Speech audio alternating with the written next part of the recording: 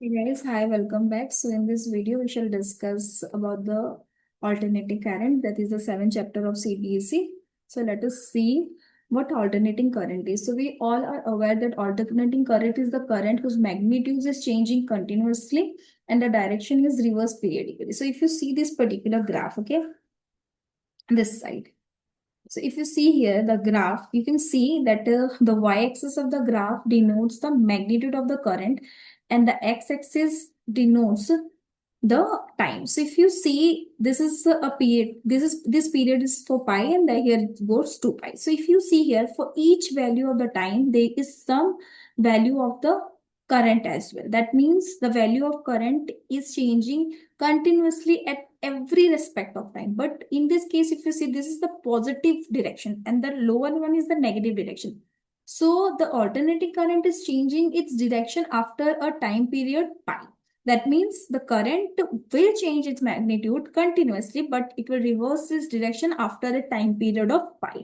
That means here it is taking the negative cycle in this case. Okay. Then again it will go to the positive and then again negative. So this is how the alternating current behaves.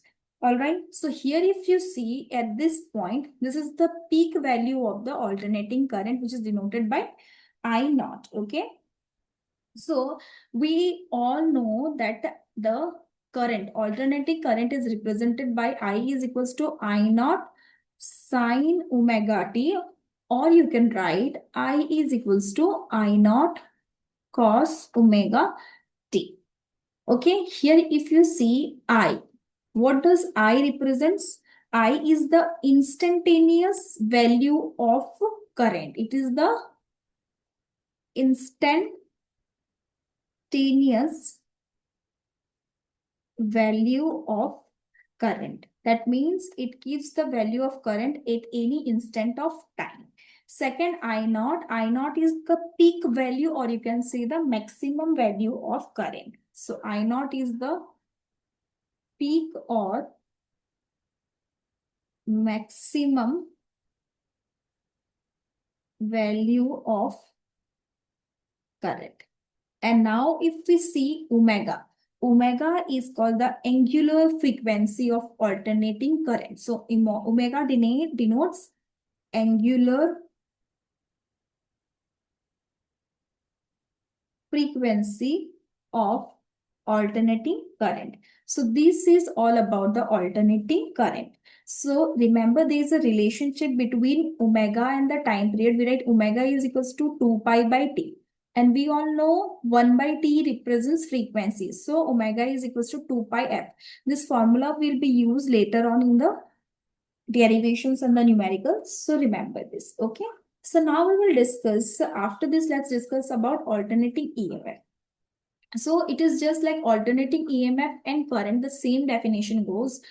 Only instead of the current, you need to remember that we are talking about the EMF. So when we are talking about alternating EMF, it is also changing its magnitude continuously and direction it is reversed periodically. So here you can see the direction is reversed after a time period of t by 2. Okay. And for each value of time, you will have different values of EMF. And here the peak, this peak gives the peak value of the EMF, right? The same thing goes, so you can represent, okay, EMF, okay, and this is alternating EMF, okay? Alternating EMF is represented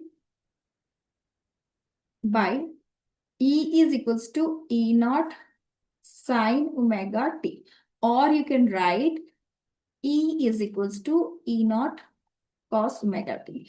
Simple, and E is here the value of EMF at any instant of time. That means instantaneous value of EMF. This is the instantaneous value of EMF. And if we see what is E naught, it is the peak or maximum value of EMF. Peak or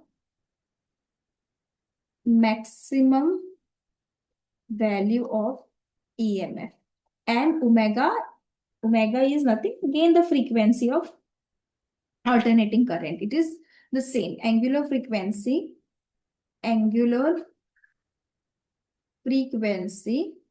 of alternating current. So this is all about the alternating EFMF and current. Remember that the general voltage of India, na, for India, the general voltage is, for India,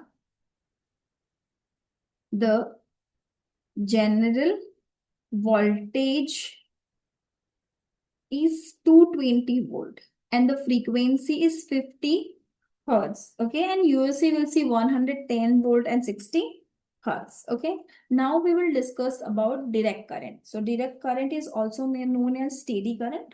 Okay, so it is the current whose magnitude and direction remains same. That means there is no change in the direction, there is no changes in the magnitude. So if you see here, for this particular time period, now you can see there is one single value. Okay, it continues for every time the values, because suppose this value of alternating current is 5 ampere, for example, I'm considering. Okay, so if you see at any instant of time the value is 5, that is the graph is showing a constant graph, that means the value is constant. Clear? So in this case, you will say the direct current is the one whose magnitude and direction always remains the same. Now we have to see one thing, that the frequency, if we talk about the frequency, what is the frequency of a direct current, or what you can say the time period of a direct current. So how will we explain? Direct current is always flowing in one direction, right? In one direction it is flowing, that means it does not it has no cycle because it is not changing its direction, right? So when it is not changing its direction, the time period is what? Infinite. It goes on. And we know the relationship between time period and frequency is what? It is the reciprocal of each other, right? So we can write frequency is 1 by infinity, which is equals to 0. So the frequency of a direct or steady current is 0. Remember that DC does not alternate, it has no cycle, the time period is infinity, right? And there, since, and directly also you can see that this, what is frequency? Frequency is the number of cycles per second, right? So here there is no cycle. So the directly you can get the frequency is 0. Frequency is 0, and either way you can find the time period is infinite. Clear? So this is all about the alternating EMF, the steady current and the alternating current. So in the next video, we will see the derivations. And this was only the introduction part. Thank you so much. Have a good day.